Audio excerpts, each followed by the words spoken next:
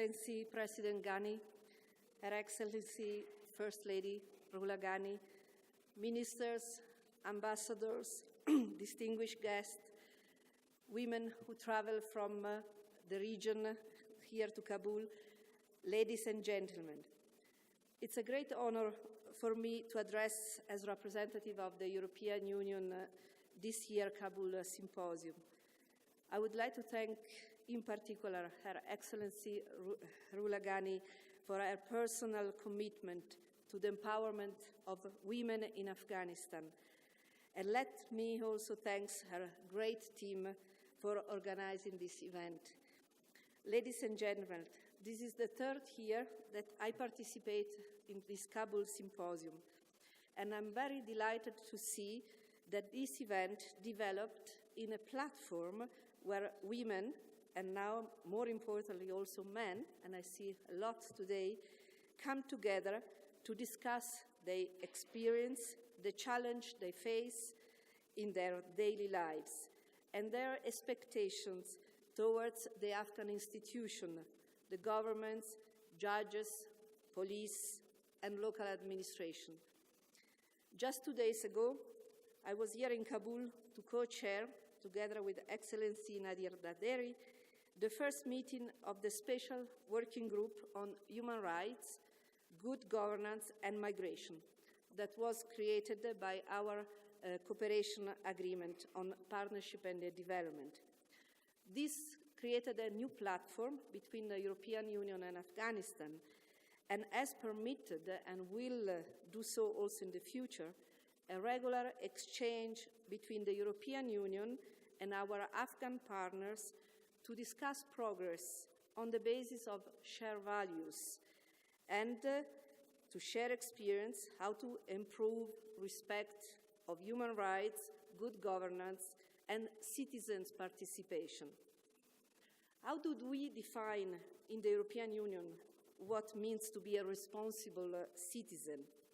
In very simple words, someone who is able to live peacefully in his own or her community and respect other rights in the public space, follow his country constitution, someone who respects his or her environment and perform his civic or legal obligation, such very simple obligation like sending their own children to school, helping others in needs, and participating in the community life.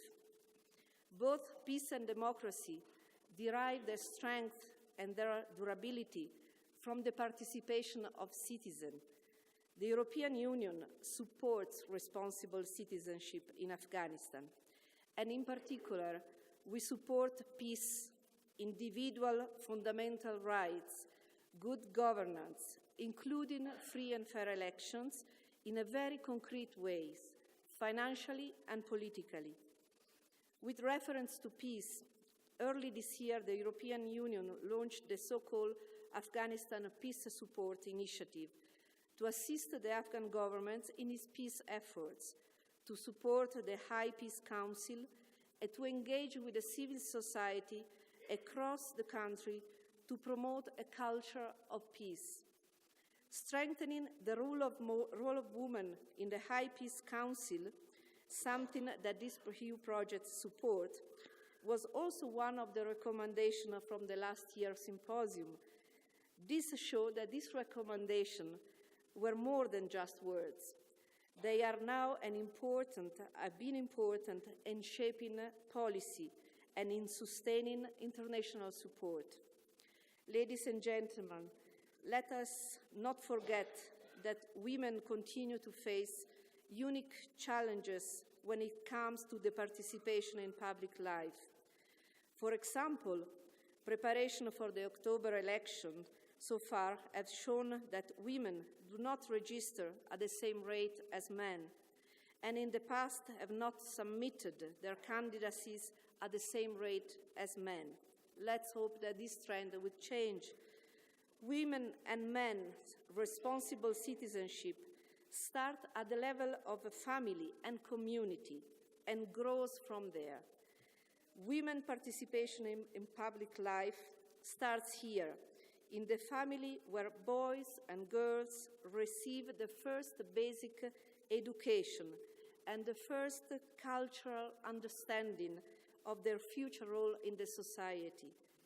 Of course, there are many Afghan women that are already leading by example and are making a valuable contribution to the civic life. And there are many in this room today. This is why it is important that the two national priority programs, the Citizen Charter and the Women Economic Empowerment Plan, are implemented so that can support women active participation in public life across Afghanistan. We are looking forward to the discussion on these topics over the coming days to give us an indication on how these reforms and these programs have been received by the Afghan citizens, men and women, and how they could be taken forward. Ladies and gentlemen, being a responsible citizen takes courage, especially here in Afghanistan. What we take for granted in Europe, for example, the exercise of the simple fundamental rights to vote, in Afghanistan often come with great personal risk, but the rewards are great. A stable and functional democracy, which could bring peace, prosperity, and safety. On behalf of all of us in the European Union, I would like to reaffirm again our full solidarity with you, and we offer the EU support whenever we can and how we can. I look forward to our discussion. If the experience of the last 2 years is any indication, I am sure that also this year this symposium will be able to provide important recommendations for all of us who are participating in this meeting and would allow Afghanistan to make another step towards a strengthened democracy and a peaceful society. Thank you for your attention.